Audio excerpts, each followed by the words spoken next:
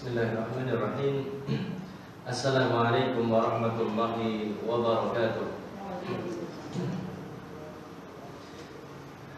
Innal hamdalillah nahmaduhu wa nasta'inuhu wa nastaghfiruh wa na'udzu billahi min shururi anfusina wa sayyiati a'malina. May yahdihillahu fala mudilla lahu wa may yudlil fala hadiya lahu. Asyhadu an la ilaha illallah wahdahu la syarika lah wa asyhadu anna Muhammadan abduhu wa rasuluh. Allahumma salli wa sallim wa barik ala nabiyyina Muhammadin wa ala alihi wa sahbihi ajma'in. Ya ayyuhalladzina amanu taqullaha haqqa tuqatih wa la tamutunna illa wa antum muslimun. Para ibu sekalian, kaum muslimah rahimani wa rahimakumullah. Alhamdulillah, puji syukur kehadirat Allah Subhanahu wa taala di kesempatan sore hari ini. Allah Subhanahu wa taala mudahkan kita untuk bermajlis di tempat yang mulia ini. Semoga Allah Subhanahu wa taala berkenan memberikan tambahan bimbingan kepada kita semuanya agar kita bisa tetap istiqamah di atas syariat Islam. Salawat dan juga salam semoga senantiasa terlimpah untuk panutan kita Nabi besar Muhammad sallallahu alaihi wasallam, keluarganya, para sahabatnya, demikian juga umatnya yang setia hingga akhir zaman. Para ibu sekalian rahimani wa rahimakumullah. Insyaallah pada kesempatan kajian kita sore hari ini belum melanjutkan pembahasan kita di dalam fikih ibadah. Yang akan kita kaji pada kesempatan sore hari ini adalah bagaimana Islam mendudukkan para wanita, bagaimana Islam memuliakan para wanita. Sebelum kita kaji materi yang kita siapkan untuk sore hari ini, alangkah baiknya kalau saya bertanya terlebih dahulu kepada para ibu, para muslimah, selama ini memeluk agama Islam, selama ini berislam, bangga dengan Islam, apa yang para ibu semuanya rasakan? Apakah ibu merasa dimuliakan oleh Islam, diistimewakan oleh Islam, atau merasa dinomorduakan, bahkan disisihkan oleh ajaran Islam? Apa yang dirasakan? Dimuliakan. Kalau seandainya ada perasaan bahwasanya seorang muslimah merasa Islam ini benar-benar memuliakan saya, maka tentunya ini adalah perasaan yang menunjukkan kepada keimanan. Kalau seorang dia merasa bahwasanya diistimewakan, dimuliakan oleh agama Islam, sesungguhnya ini merupakan cermin keimanan yang ada dalam diri seorang muslimah. Para ibu sekalian, kaum muslimah rahimani wa rahimakumullah.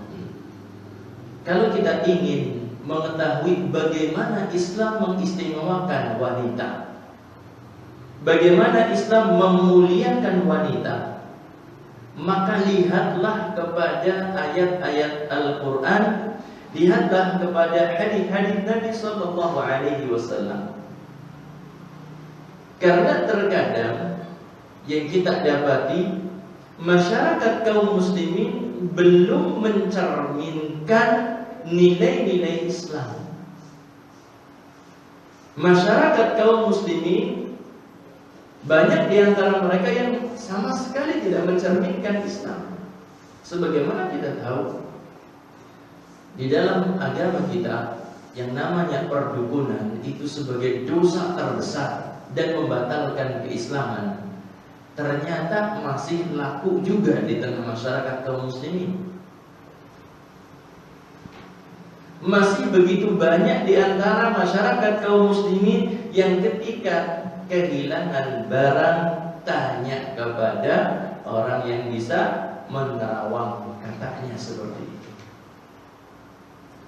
Masih begitu banyak di antara kaum muslimin, contoh yang lain, ketika mau melaksanakan walimah, kemudian apa? Ini hari baik, ini tidak baik, tanggal ini tanggal baik, tanggal yang lainnya tidak baik. Masih banyak atau tidak semacam ini? Masih banyak sekali di tengah masyarakat kaum muslimin. Padahal ini bukan ajaran Islam. Demikian pula dalam masalah bagaimana mendudukkan seorang wanita, bagaimana memuliakan wanita, kita akan dapati subhanallah kenyataan yang begitu menyedihkan.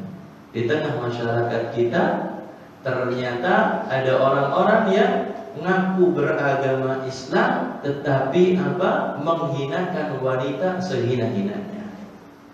Ngakunya Islam, menghinakan, menzalimi wanita. Maka saya tadi katakan, kalau ingin tahu bagaimana Islam memuliakan wanita, bacalah Quran, bacalah hadis. Kalau melihat kepada masyarakat belum bisa mewakili. Jamaah sekalian, rahimani wa rahimakumullah. Di dalam Al-Quran akan didapati betapa banyak dalil-dalil yang memperhatikan tentang persoalan wanita, menjaga hak-haknya. Larangan Allah melakukan kezaliman kepada wanita. Ini menunjukkan bahwasanya Islam benar-benar memuliakan wanita. Jamaah sekalian, rahimani wa rahimakumullah. Wanita begitu dimuliakan di dalam Islam dari sisi-sisi yang memang ditempati oleh para wanita dalam kehidupan. Wanita sebagai seorang anak, wanita sebagai seorang ibu, wanita sebagai seorang istri, wanita sebagai saudara perempuan, wanita sebagai bagian daripada masyarakat kaum muslimin. Semuanya mendapatkan perhatian yang luar biasa di dalam Islam. Nanti insya Allah kita akan bacakan dalil-dalil yang menunjukkan tentang itu. Para ibu sekalian rahimani wa rahimakumullah, kita akan bahas yang pertama, bagaimana Islam mengistimewakan, Islam memuliakan wanita sebagai anak perempuan. Islam memuliakan atau mengistimewakan wanita sebagai anak perempuan. Para ibu sekalian rahimani wa rahimakumullah, dalam hadis yang diriwayatkan oleh Imam Muslim, Nabi sallallahu alaihi wasallam beliau bersabda, "Man 'ala jariyataini hatta tablugha jaa'a yaumal qiyamah ana wa huwa kahataini wa dhamma asabi'ahu." Kata Nabi sallallahu alaihi wasallam, "Man 'ala jariyataini," barang siapa yang mengurus dua anak perempuan. Lihat bagaimana keistimewaan kalau punya dua anak perempuan dan diurus sampai dewasa. Anak laki-laki nggak seperti itu. Nabi sallallahu alaihi wasallam menyebutkan barang siapa yang memiliki dua anak perempuan, dirawat, diasuh hingga dewasa, jaa'a yaumal qiyamah, maka nanti akan datang pada hari kiamat, ana wa huwa, kata Nabi, aku, kata Nabi, aku dan orang itu, kahataini, seperti dua jariku ini, dan beliau menggandengkan antara jari telunjuk dengan jari tengah. Kata Nabi SAW, aku dan orang yang ngurus dua anak perempuan itu seperti ini dekatnya pada hari kiamat. Di dalam surga, bukan sembarang surga, di dalam surga Firdaus, surga yang paling tinggi. Ada yang punya dua anak perempuan? Punya dua anak perempuan, ibu? Masya Allah, keutamaan dari Allah Subhanahu wa Ta'ala. Dikaruniakan kepada jenengan punya dua anak perempuan. Dalam hadis yang lain nanti akan disebutkan yang punya tiga dan seterusnya. Dalam hadis yang lain Nabi sallallahu alaihi wasallam menyebutkan dalam hadis riwayat Bukhari di dalam Adabul Mufrad, beliau mengatakan, "Man kana lahu thalathu banatin," barang siapa yang memiliki tiga anak perempuan, wa sabara alaihinna, dan bersabar di dalam mengurus 3 anak perempuan ini. Wa kasahunna min jidatin, dan dia memberikan pakaian dari kerjanya, dari usahanya. Kunna lahu hijaban minan nar, maka 3 anak perempuan ini bakal menjadi tameng dari siksa neraka. Masya Allah. Bapak Ibu sekalian rahimani wa rahimakumullah, Nabi SAW di sini memberikan penegasan wasabara alaihinna, dan bersabar di dalam apa? Ngurus, di dalam mendidik anak perempuan. Karena didik anak perempuan itu tidak seperti didik anak laki-laki. Ngurus anak perempuan tidak seperti ngurus anak laki-laki. Contoh saja dari kecil, anak perempuan, yang namanya anak perempuan ketika baru lahir, najisnya, kencingnya itu najis seperti orang tua. Tentunya ini sedikit memberatkan bagi yang mengasuh. Beda dengan anak laki-laki. Kalau anak laki-laki kan ada keringanan di dalam apa? Mensucikan kencing anak laki-laki yang masih bertumpu kepada ASI saja. Kalau anak perempuan, meskipun baru lahir, tetap saja najisnya seperti najis kencing orang dewasa. Ini dari kecil sudah perlu memang ekstra sabar. Ketika sudah besar sedikit, tentunya pengawasan, perhatian orang tua itu jauh lebih berat, lebih besar kepada apa? Anak perempuan. Karena apa? Ya ada unsur lemahnya, ada memang unsur cengengnya dan lain sebagainya. Tidak seperti anak laki-laki. Dan ketika sudah dewasa itu lebih berat lagi, Ibu. Ketika sudah dewasa, ada orang yang datang meminangnya, diberikan begitu saja. Kemudian apa? Kalau mau minta sesuatu, dia harus, orang ini, wanita ini yang jadi anaknya, izin kepada suaminya. Subhanallah. Dengan didik, diajari semuanya, diajari agama, diajari perkara dunia, bisa masak, bisa apa, bisa diserahkan sama orang begitu saja. Orang tuanya nggak dapat apa-apa. Beda dengan anak laki-laki. Kalau orang tua terhadap anak laki-laki tetap menguasai.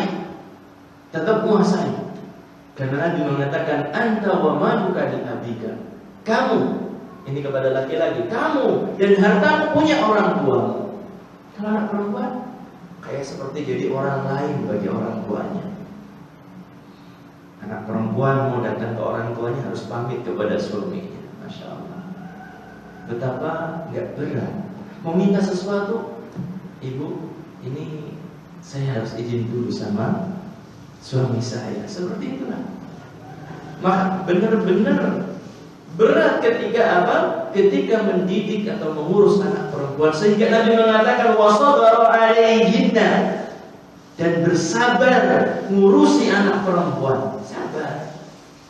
Dan kesabarannya harus ekstra. Udah seperti itu kadang-kadang ya anak perempuan cerewet, ngeyelan. Ya mungkin ibu tahu sendiri bagaimana gitu ya. Masya Allah. Maka Nabi SAW berpesan, jaga 2 anak perempuan, jaga 3 anak perempuan, dan seterusnya. Maka akan mendatangkan pahala yang begitu besar. Bisa bersama Nabi SAW, juga bisa bersama siapa? Bersama orang-orang saleh di dalam surga Allah, terlindung dari api neraka. Ini yang pertama, Islam mengistimewakan wanita sebagai anak perempuan. Kemudian yang selanjutnya, yang kedua, Islam memuliakan wanita sebagai seorang ibu. Islam memuliakan wanita sebagai seorang ibu.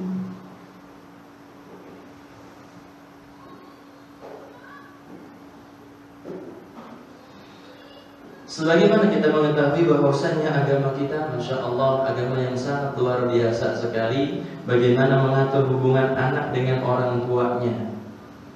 Sampai-sampai di dalam agama kita 2 huruf pun diatur gitu. Lalu bagaimana yang selainnya gitu. Agama kita subhanallah 2 huruf diatur di dalamnya. Allah subhanahu wa ta'ala menyebutkan di dalam surat Al-Isra ayat yang ke-23. Imma yablughanna indakal kibara ahaduhuma aw kilahuma. Jika kedua orang tuamu sudah lanjut usia, di dalam pemeliharaanmu, satu atau kedua-duanya. Jika kedua orang tua sudah lanjut usia dan hidup bersamamu, satu atau keduanya, Allah Ta'ala berpesan, fala taqul lahuma uffin. Jangan katakan 2 huruf diatur dalam agama kita. 2 huruf kalau menimbulkan sakit hati ibu, sakit hati orang tua, maka itu haram hukumnya. 2 huruf, meskipun 2 huruf, kalau sampai menjadikan ibu meneteskan air mata, menjadikan hatinya hancur berkeping, maka itu adalah haram di dalam syariat kita. Lihatlah bagaimana agama yang begitu istimewa sekali, memuliakan orang tua. Para ibu sekalian rahimani wa rahimakumullah, fala taqul lahuma uffin. Jangan katakan uff. Uff saja dilarang, apalagi lebih dari itu ya. Wala tanharhuma. Jangan bentak keduanya. Ketika ayah ibu sudah tambah tua, tambah lanjut usia, mereka tambah lemah, di saat itulah anak soleh, solehah itu kelihatan. Anak durhaka juga kelihatan di saat itu. Ketika mereka tambah lemah, ya tentunya anak tambah lembut, tambah sayang. Bukan kebalikannya. Cuma kebanyakan yang kita dapati di masyarakat kita, orang tua, tambah repot, anaknya tambah kasar, tambah keras, tambah tidak peduli kepada kedua orang tuanya. Na'udzubillah. Coba saja kita lihat di masyarakat kita, di sekeliling kita, bahkan mungkin saudara kita sendiri seperti itu kepada orang tua. Yang seharusnya kita tambah lembut. Dulu orang tua kita memperlakukan kita ketika belum tahu apa-apa kan sayangnya luar biasa. Coba, ya betul tidak? Coba sekarang yang sudah jadi ibu akan terasa, yang sudah jadi ibu akan terasa. Bandingkan ciuman jenengan untuk anak jenengan ketika masih belum bisa apa-apa dengan ciuman jenengan untuk anak jenengan ketika dia sudah besar. Beda apa sama? Beda apa sama? Ketika belum bisa jalan, subhanallah, setiap kali mau digendong dicium, mau turun dicium lagi. Subhanallah, habis mandi belum diandukin sudah dicium lagi. Subhanallah, kasih sayang dari orang tua seperti itu. Kenapa sih kita nggak bisa membalas? Tapi memang ya seperti itu. Ya gimana mau nyium Ustaz, orang tua baunya sudah nggak enak. Seperti itu. Emang ujian dari Allah, jalan surga memang seperti itu. Berat. Coba jenengan sekarang ketemu dengan ibu jenengan, baunya apa? Bapak jenengan baunya apa? Kalau sekarang Anda mau, tidak mau, mohon maaf, tidak mau mencium orang tua jenengan, jangan harap nanti suatu saat jenengan sudah tua, sudah repot, anak jenengan mau nyium jenengan. Jangan harap sudah. Tetapi kalau seandainya jenengan sekarang senantiasa menjadi anak yang saleh dan salihah untuk orang tua jenengan, insya Allah anak jenengan akan memberikan yang seperti itu untuk jenengan. Para ibu sekalian rahimani wa rahimakumullah. Wala tanharhuma. Wala taqul lahuma uffin. Jangan katakan uff. Wala tanharhuma, jangan bentak. Wa qul lahuma qawlan jarima. Ucapkan kepada keduanya ucapan yang penuh kelembutan, kasih sayang, ucapan-ucapan mulia yang akan menjadikan orang tua itu mendapatkan kebahagiaan dengan ucapan tersebut. Dan yang namanya ibu mendapatkan perlakuan lebih istimewa, di dalam syariat kita ketimbang apa? Seorang ayah. Ketika ada orang bertanya kepada Nabi sallallahu alaihi wasallam, "Man ahaqqun nas bi husni suhbati?" Siapakah yang paling berhak untuk aku bisa berbuat baik kepadanya? Nabi ditanya oleh sahabat, "Siapa orang yang paling berhak mendapatkan kebaikanku?" Nabi mengatakan, "Ummuka, ibumu." Ditanya lagi, jawab lagi, "Ummuka, ibumu." Ditanya lagi, jawab lagi, "Ummuka." Sampai 3 kali, "Ibumu, ibumu, ibumu." Kemudian setelah itu ketika ditanya lagi baru menjawab, "Abuka, bapakmu." Lihat bagaimana prioritas yang harus kita berikan kepada ibu kita. Bukan berarti kita mau merendahkan ayah kita, sama sekali tidak. Tetapi di dalam agama kita, aturan Allah yang Allah Subhanahu wa ta'ala tetapkan, itulah yang kita kedepankan. Ibu kita harus kita dahulukan. Jamaah sekalian rahimani wa rahimakumullah. Maka ini menunjukkan betapa agama kita memperhatikan ibu dengan sedemikian rupa, dimuliakan dengan sedemikian rupa. Kita lanjutkan yang ketiga.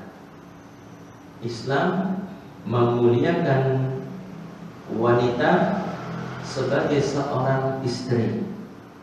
Islam memuliakan wanita sebagai seorang istri.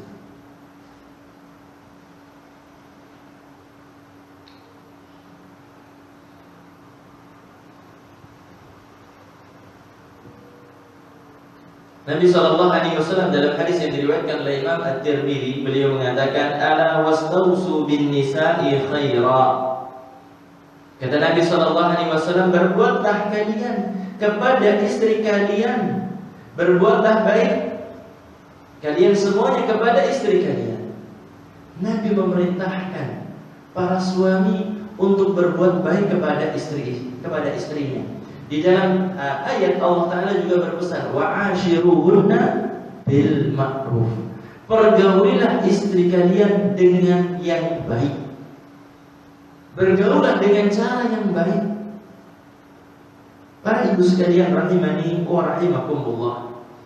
Di dalam hadis yang lain, Nabi SAW menyebutkan tentang bagaimana kondisi seorang wanita. Innal mar'ata khuliqat min dilah. Kata Nabi SAW, sesungguhnya wanita itu diciptakan oleh Allah dari tulang rusuk. Sehingga beban untuk mencari nafkah itu dibebankan kepada laki-laki, tidak kepada para wanita yang lemah, karena diciptakannya dari tulang rusuk. Maka alangkah menyedihkannya di zaman kita sekarang ini, dengan berbagai macam alasan, sehingga para muslimah itulah yang dijadikan sebagai tumpuan hidup keluarga. Ini yang sangat menyedihkan sekali. Seorang wanita yang tadinya posisinya menjadi tulang rusuk, malah jadi tulang punggung. Gimana coba tulang rusuk jadi tulang punggung? Tulang rusuk itu kan perlu perlu diberikan kelembutan kepadanya biar tidak patah. Jadikan tulang punggung ya hancur. Cuma kadang-kadang sih dimelasi orang gelem. Subhanallah. Kadang-kadang yang disayangi itu nggak mau gitu loh. Ya gimana lagi Ustaz? Resiko cinta. Alasannya macam-macam gitu. Resiko cinta, saya sudah milih dia sebagai suami saya. Meskipun pengangguran, ya saya tetap cinta. Resiko cinta katanya. Astagfirullahaladzim. Yang seharusnya seorang suami itu tegak di luar rumah sana mencari nafkah untuk keluarganya. Silahkan wanita berkarir, tidak masalah. Wanita berkarir tidak masalah. Yang penting kewajibannya dia sama Allah terpenuhi, menjalankan perintah, menjauhi larangan Allah jelas. Yang kedua, hak-hak suami harus dia penuhi. Kewajiban dia sebagai seorang istri harus dipenuhi untuk suaminya. Insya Allah syarat seperti itu harus terpenuhi. Gak apa-apa wanita membantu suaminya mencari nafkah, silahkan. Tetapi yang jadi masalah adalah kadang-kadang kita dapati suaminya yang menekel pekerjaan rumah tangga, ngatusi bocah, ndulangi bocah, gendong bocah, ngomong bocah, nyetrika. Ini suami solehah namanya. Astagfirullahaladzim. Pekerjaan paling berat apa? Ngantar istri ke tempat pekerjaan, ngantar istri belanja. Kan repot seperti ini. Dan ya itu kadang-kadang yang dimelasi juga nggak mau gitu.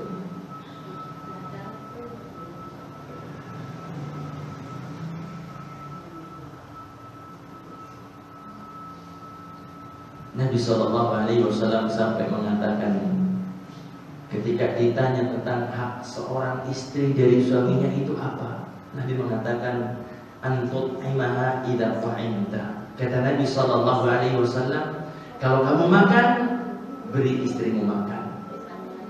Wa antaksuha idza tasaita. Kalau kamu pakai baju, kasih istrimu baju. Ini haknya seorang istri, berhak mendapatkan apa? Pakaian, berhak mendapatkan makanan dari suaminya. Demikian juga istri berhak mendapatkan kelembutan dari suaminya. Wala tadribil wajha. Kata Nabi SAW, jangan kamu pukul wajahnya. Maka kalau seandainya jenengan punya suami, kok ya jenengan pernah mendapatkan tanda merah di bibir gitu, di pipi, itu suami yang melenceng, suami yang menyimpang dari ajaran Islam. Na'udzubillah min dzalik. Ada keluhan istri bibirnya sobek hingga dijahit karena apa? Suaminya main tangan.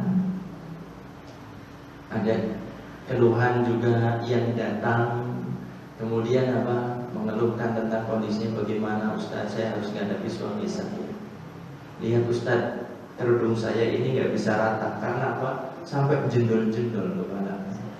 Na'udzubillah. Diberi bentong kalau bukan diberi. Dipukulin sama istrinya sampai kepalanya benjol-benjol. Na'udzubillah. Sampai menunjukkan tangannya seperti ini, bekas biru-biru, diteoti sama si suaminya.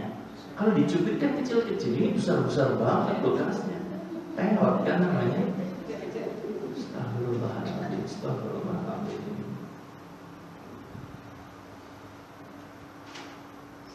Nabi mengatakan wala tadribil wajha, jangan pukul wajahnya. Bukan berarti pukul yang lain boleh ya, tidak. Tetapi ini yang harus kita perhatikan adalah apa? Wajah seorang istri adalah memang kehormatan. Kalau terpaksa harus memukul istri yang membangkang, juga pukulannya bukan ke wajah. Kemudian Nabi mengatakan wala tuqabbih, jangan hinakan istrimu. Kadang-kadang orang memaki istrinya dasar dan dasar gitu ya. Dasar apa gitu? Dasar anaknya orang kampung, dasar gak berpendidikan, dasar apa lagi gitu. Sering kata-kata semacam itu keluar. Maka yang semacam ini adalah suami yang memang benar-benar jenengan itu keliru milih suami kayak gitu. Kalau suami jenengan seperti itu. Cuma kalau bisa diusahakan tambah baik, alhamdulillah. Kalau tidak, na'udzubillah. Para ibu sekalian rahimani wa rahimakumullah. Kemudian Nabi SAW saking memuliakannya wanita, kata Nabi wala tahjur illa fil bait, dan jangan kamu boikot istrimu kecuali di dalam rumah saja. Jadi kalau boikot itu ya ruang lingkupnya kecil, diboikot di dalam rumah saja. Kalau kadang-kadang ini tidurnya mujur ke utara, ya sekarang boikot, mujur ke selatan, suaminya boikot istrinya dengan seperti itu. Satu kamar ya satu kamar gitu. Jangan buru-buru langsung mau boikot langsung pergi, satunya pergi ke sana. Enggak seperti itu. Kalau mau boikot, boikot di dalam rumah. Dan di luar kamar seperti itu, tunjukkan bahwasanya masih biasa, enggak ada masalah. Karena ketika masalah sudah keluar tembok, itu biasanya tambah runyam. Tetapi kalau masalahnya masih terbatas di dalam tembok, insya Allah masih bisa diselesaikan dua belah pihak ini. selama keduanya menginginkan kebaikan, menginginkan islah, damai di antara keduanya.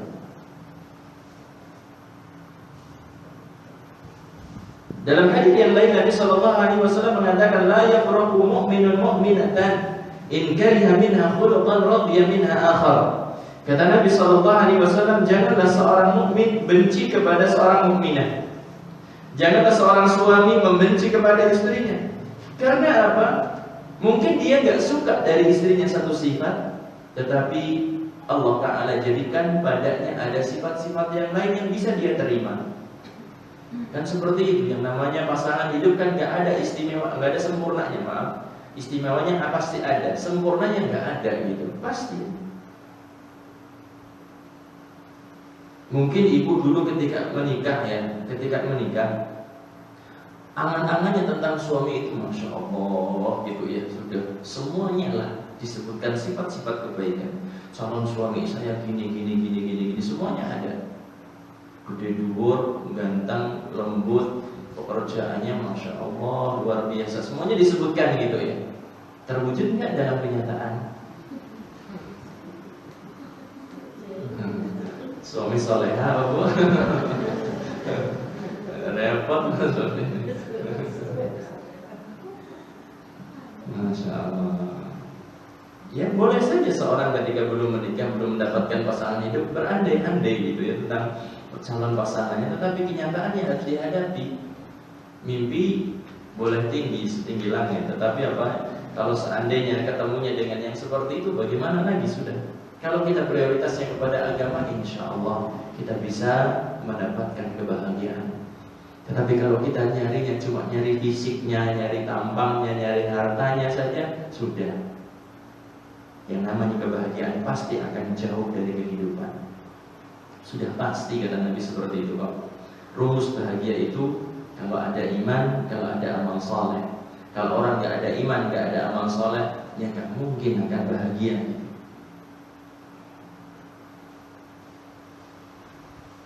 Seorang memperlakukan istrinya gak boleh membenci, apalagi sampai mempermasalahkan apa cacat yang ada pada tubuh seorang istri. Suami kan paling paham tentang istrinya seperti apa. Maka tentunya seorang harus bisa menerima kekurangan, mengapresiasi kelebihan, keistimewaan yang ada pada pasangan. Jangan sampai mempermasalahkan kekurangan, apalagi kekurangannya nggak bisa apa, nggak bisa dibenahi, nggak bisa dibetulkan. Umpamanya jalannya apa, agak pincang dikit, kalau jalan agak pelan gitu kan ya. Ya gimana mau dibetulkan coba? Dingglek gitu jalannya. Mau dibetulkan gimana coba? Dikritik terus. Alhamdulillah yang semacam ini tidak benar. Seorang suami, seorang laki-laki ketika mau menikah juga tadinya pikirannya Masya Allah pasangan hidup saya akan seperti ini. Yang cantik, kemudian apa, yang pinter, anaknya orang kaya, sudah mandiri. Apaan nasi kayak gue? Ya kalau anaknya orang kaya biasanya nggak mandiri gitu ya. Yang pinter ya ada sisi kekurangannya, mungkin pintar akademik tapi nggak pintar masak, kan seperti itu. Wajar apa tidak? Ya wajar. Yang cantik mandan oon sedikit.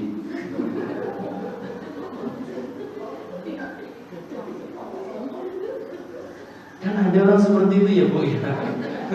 Maksudnya tampaknya Masya Allah gitu ya, begitu pokoknya mempesona banget ya. Tapi kan Masya Allah yang namanya kekurangan, diajak ngomong nggak paham, dijelaskan lagi mandan paham sedikit, tambah lagi oh ya baru paham, 3 kali baru paham. Masya Allah ya, harus kita pahami yang semacam itu. Suami juga harus memberikan apa? Maaf kepada istri seperti itu. Demikian juga kalau suami jangan mengeluh lah ketika apa? Ketika istrinya kok nggak bisa masak, dan dia nyarinya apa? Nyari koki apa nyari istri? Dia nyari istri kan? Ya. Istri ya bisa macam-macam gitu ya. Kalau kopi masaknya jago banget gitu. Kalau yang pintar masak, ya tentunya pasti ya biasanya sih punya kelebihan kalau punya masak pintar, kelebihan berat badan maksudnya. Karena dia pintar masak, akhirnya masak sendiri coba ya. Akhirnya punya kelebihannya berat badan. Jadi suami harus benar-benar bisa memberikan bisa menerima kekurangan dari pasangan, dari istri sebagaimana yang diajarkan oleh Rasulullah SAW, dan bisa mengapresiasi apa yang ada pada istri berupa kebaikan, ucapkan terima kasih ketika mungkin disuguh dengan hidangan teh hangat ketika pulang kerja dan lain sebagainya, ucapkan terima kasih. Apa beratnya sih seperti itu? Jamaah sekalian, para ibu rahimani wa rahimakumullah, kita lanjutkan. Yang keempat, Islam memuliakan wanita sebagai saudara perempuan. Islam memuliakan wanita sebagai saudara perempuan.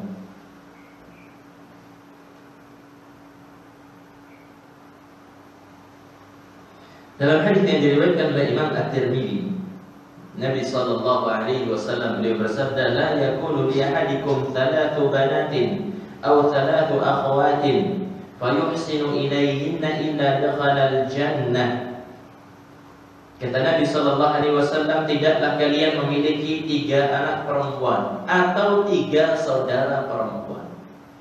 Yang enggak punya 3 anak perempuan, moga-moga punya 3 saudara perempuan. Tidaklah seorang memiliki 3 anak perempuan atau 3 saudara perempuan, kemudian berbuat baik kepadanya, illa dakhalal jannah, melainkan pasti akan masuk surga. Cuma dengan syarat tadi, berbuat baik kepada 3 saudara perempuan itu. Lihat bagaimana Islam memberikan keistimewaan seorang wanita sebagai apa? Sebagai saudara perempuan, dimuliakan, diistimewakan dengan sedemikian rupa. Para ibu sekalian rahimani wa rahimakumullah, cuma syaratnya harus diingat, berbuat baik kepada mereka. Tentunya bukan hanya dari sisi materi saja.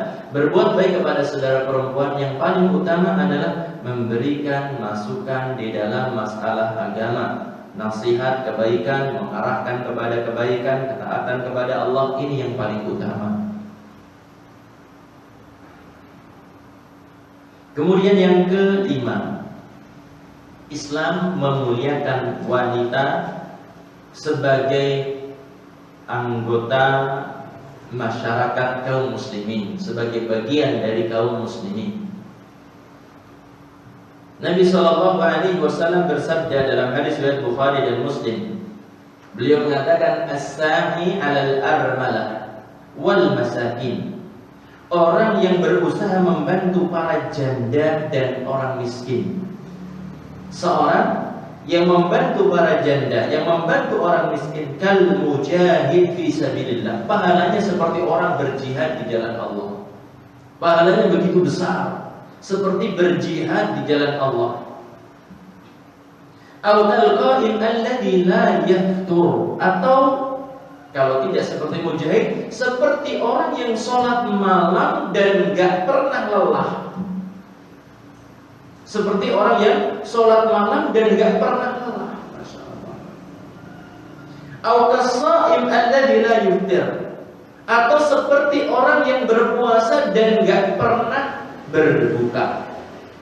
Puasa terus seperti itu. Jadi Islam memberikan perhatian kepada wanita yang bukan bagian dari keluarga kita. Kepada siapa? Kepada janda yang tidak bisa memenuhi kebutuhan hidupnya sendiri, yang tidak bisa mencari nafkah. Diberikan pahala yang begitu besar siapa saja yang memperhatikan janda yang seperti ini. Diberikan kecukupan untuk makan dan lain sebagainya.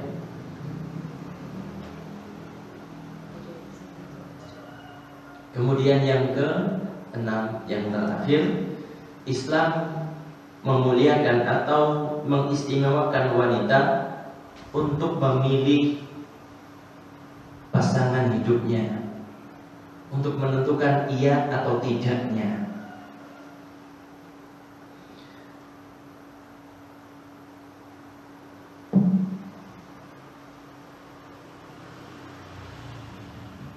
Rasulullah SAW bersabda dalam hadis riwayat Bukhari dan Muslim, la tunkahul ayyimu hatta tustakmar. Tidak boleh menikahkan seorang janda sebelum dimusyawarahkan dengannya.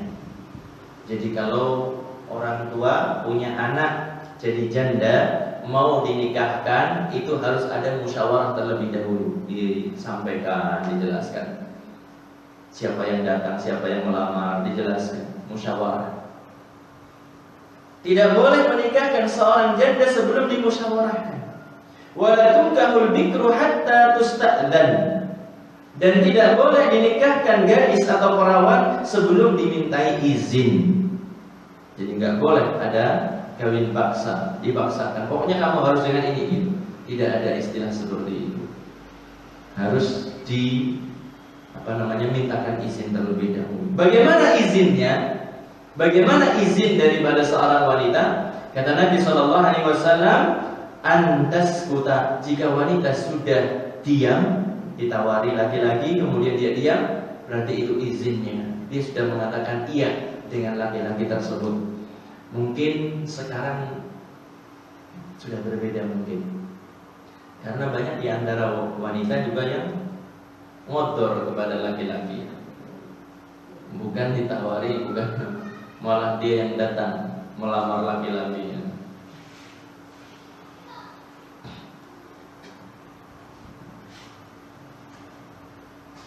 Para muslimah rahimani wa rahimakumullah,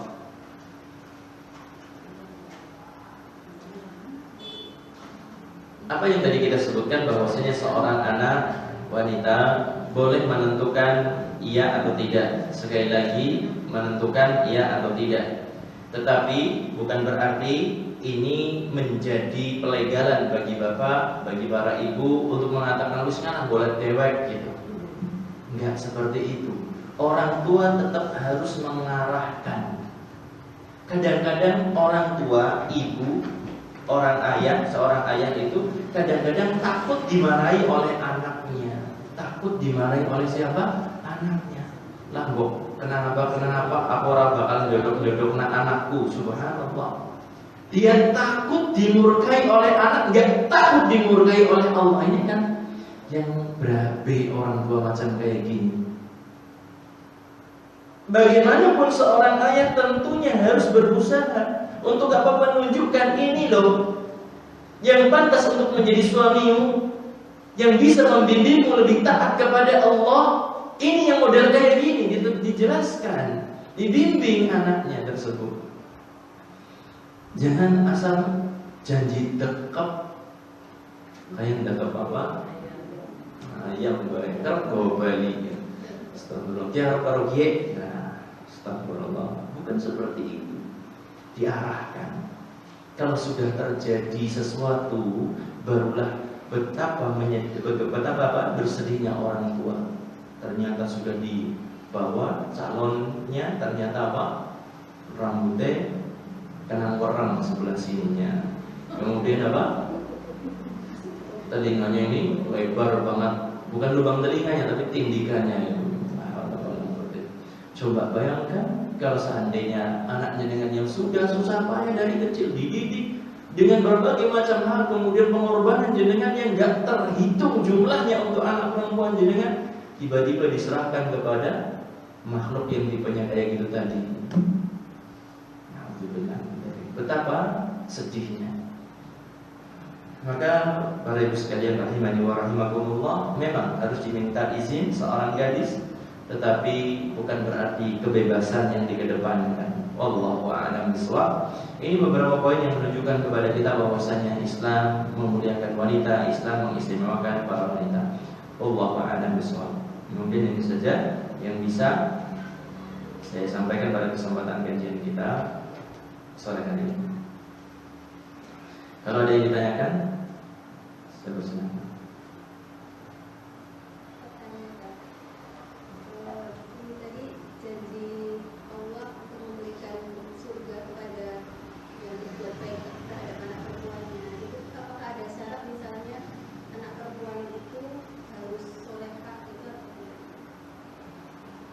Dari hadits yang tadi kita bacakan, ada isyarat seperti itu.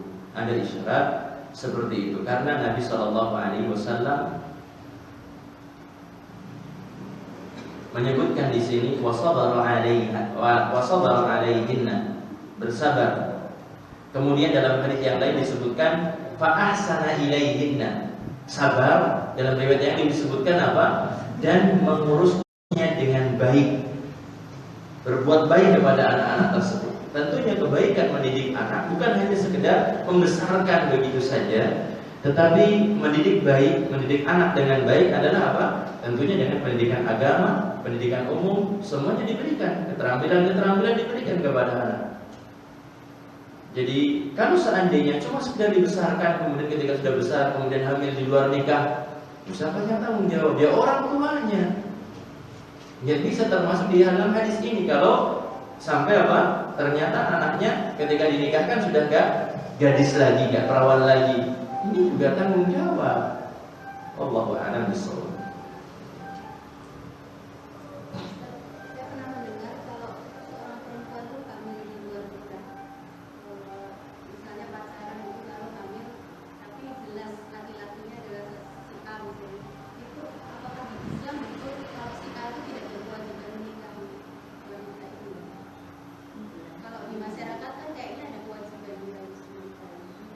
Kewajibannya pertama bertobat dari dosa zina.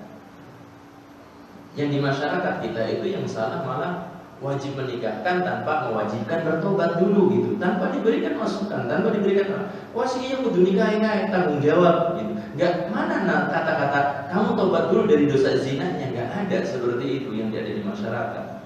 Kewajiban yang sampai terjerumus ke dalam dosa zina, tentunya dia pertama kali harus bertobat kepada Allah Subhanahu wa taala dengan taubatan nasuha. Kemudian kalau seandainya pun dinikahkan, masalah seperti itu kita lebih baik konsultasi kepada kantor urusan agama, mereka yang bertanggung jawab tentang masalah itu. Tetapi para ulama menyebutkan kalau seandainya sudah hamil, meskipun dinikahkan, istilahnya seperti itu ya, tidak boleh dicampuri dulu sampai nanti lahir. Wallahu a'lam bishawab. Kenapa? Terkait dengan seperti itu, konsultasikan dengan kantor urusan agama saja. Insya Allah kita lebih percaya dengan seperti itu. Wallahu a'lam. Ustaz, dari penjelasan Ustaz tadi, keistimewaan dari seorang orang tua memiliki dua anak perempuan maupun tiga anak perempuan, itu sungguh-sungguh kebetulan saya anaknya laki-laki, membuat kecil hati gitu, karena memiliki dua anak perempuan atau tiga anak perempuan dengan kesabaran yang luar biasa, yang mendidiknya sampai dewasa, sampai dia menikah, selamat dari gangguan yang tidak diinginkan, itu akan membawa orang tua ke surga. Barangkali seperti itu ya. Bagaimana terhadap seorang ibu yang hanya memiliki anak laki-laki? Belum dijelaskan. Lalu begini Ustaz, tadi banyak penjelasan-penjelasan yang sebenarnya ditujukan untuk seorang pria, bagaimana memperlakukan seorang wanita dan sebagainya. Bagaimana kebetulan ini kan Ustaz itu berbicara di hadapan ibu-ibu semuanya. Bagaimana kita menyampaikan kepada suami kita? Ajak acara bareng tersebut. Saya siap menyampaikan materi seperti ini, ajak suaminya turun dengerin gitu. Kita ngadakan family gathering gitu, seperti itu, bagus seperti itu. Jadi kita sampaikan nanti bagaimana. Biar kalau mungkin ibu yang ngomong sekarang bro, kan seperti itu. Kalau istrinya menyampaikan kepada suami, ya seperti anak buah menyampaikan kepada majikan, seperti itu nggak diterima. Tapi ada momennya kalau seandainya sekarang mungkin bisa ngaji bareng gitu, pas seperti itu, masya Allah, insya Allah akan saling terbuka gitu ya. Allah. Yang tadi anak laki-laki, qadarullah, Allah Ta'ala menentukan anak laki-laki. Kalau seandainya masih memungkinkan untuk hamil, ya berusaha lagi. Untuk punya anak perempuan nggak masalah gitu. Apakah mustahil bagi Allah? Tidak ada yang mustahil bagi Allah gitu. Itu solusinya. Kenapa? Jadi nggak ada solusi yang lain. Pendidikan anak, urus anak, subhanallah semuanya pahala gitu ya. Tetapi ini anak perempuan punya keistimewaan gitu. Allah berikan keistimewaan kepada siapa yang dikehendaki, kan seperti itu. Allah berikan kenabian kepada Nabi Muhammad, kan Allah kehendak yang menghendaki, kan. Demikian juga para orang tua yang dikaruniai 3 anak perempuan ke atas, 2 anak perempuan ke atas, itu diberikan keistimewaan oleh Allah. Yang ketika Allah sudah berkehendak nggak bisa ditolak. Mau nolak, mau protes, ya nggak bisa.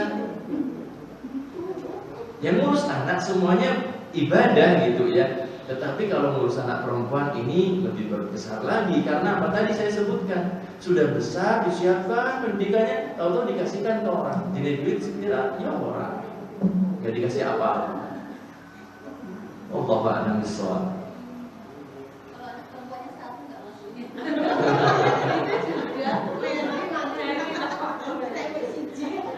Makanya kalau anak perempuannya 2, masya Allah sudah. Tinggal tertuntut apa? Orang tuanya istiqomah di atas Islam, kemudian apa? Dia didik anaknya, insya Allah sudah dapat keutamaan itu. Tetapi kalau dianya sendiri cuma nyampe-nyampe, anakku teliti waton kabeh, ya bisa diluarkan.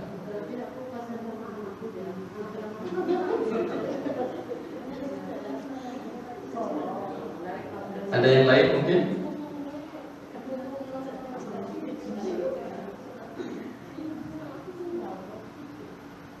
Saya pernah dengar ya Ustaz, bahwa seorang suami memiliki saudara, dia berkewajiban untuk membantu saudara perempuannya jika dia memang membutuhkan bantuan. Di sini tidak perlu seizin istri memberikan kepada saudara perempuan. Bahkan kalau istri itu tidak mengizinkan atau mungkin tidak minta izin ya, tetapi istri kok tidak ridho. Istri apakah itu berdosa? Iya, berdosa. Kalau seandainya suami punya saudari perempuan yang tidak bisa memenuhi kebutuhannya sendiri, tanggung jawabnya saudara laki-lakinya, tanggung jawab. Dan tidak boleh seorang istri menghalang-halangi suami yang mau berbuat baik kepada saudarinya tersebut. Dan kalau seandainya seperti itu ya, alhamdulillah berat banget. Balasannya di dunia sudah jelas, nggak bakal merasakan kenyamanan. Kemudian apa di akhirat lebih ngeri lagi gitu ya. Kemarin saya pernah sampaikan seperti di dalam Islam itu ada istilah al-jaza min jinsil amal. Balasan dari Allah sesuai dengan amalan gitu. Saya jelaskan seperti itu, di antaranya adalah kalau seandainya seorang sekarang dia memperlakukan mertuanya dengan perlakuan yang tidak baik, siaplah dia menjadi mertua dan diperlakukan tidak baik oleh menantunya. Kemudian habis kajian ada seorang ibu yang bertanya kepada saya, Ustaz, kok bisa jenengan kok menyebutkan seperti itu? Dan saya lihat dengan mata kepala saya sendiri, teman saya jadi menantu durhaka kepada mertuanya, dan dia sekarang lagi disiksa oleh menantu perempuannya juga. Persis seperti itu. Dia mendapatkan sesuatu yang di dunia persis seperti apa yang dia, itu belum di akhiratnya. Itu sudah gak nyaman di dunia. Gue mantu kok, subhanallah, gak mau deket, anaknya jenengan dikuasai, gak boleh ngasih duit sama jenengan padahal anak laki-laki gitu. Kalau seandainya mungkin sekarang ada yang merasa kok mantu saya kok jauh-jauh dari saya, mungkin jenengan dulunya jauh dari mertua jenengan. Ya sekarang sudah merasakan balasan dari Allah Subhanahu wa ta'ala. Bertobat kepada Allah, semoga nanti menantu jenengan berubah jadi baik. Dan bertobat kepada Allah, minta maaf kalau masih ada mertua, kalau tidak ada ya serahkan semuanya kepada Allah. Wallahu a'lam bishawab.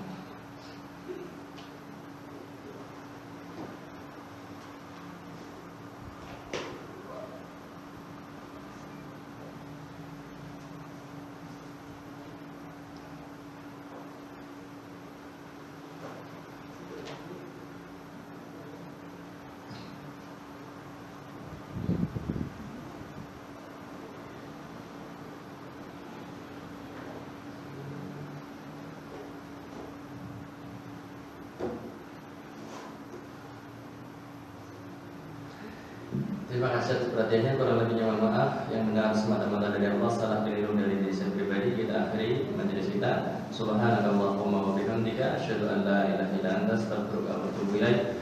Billahi taufiq hidayah. Assalamualaikum warahmatullahi wabarakatuh.